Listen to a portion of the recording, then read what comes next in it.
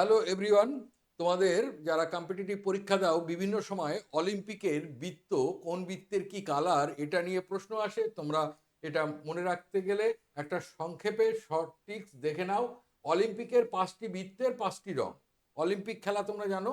দেখো, লাল মুখ America, Africa কালো, নীল চোখ ইউরোপ কি করে যে হলো, অবুজ অস্ট্রেলিয়া সবুজটা নিল, বাদ বাকি এশিয়াকে হলুদটা দিল।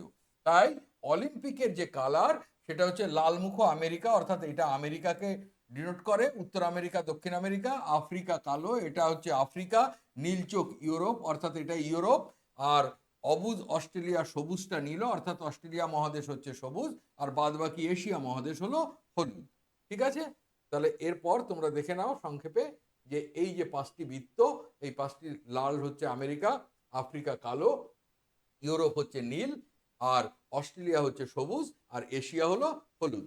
তো এইরকম আরো শর্ট সংক্ষেপে মনে রাখার পদ্ধতি পেতে আমাদের চ্যানেলকে লাইক এবং সাবস্ক্রাইব করে রাখো।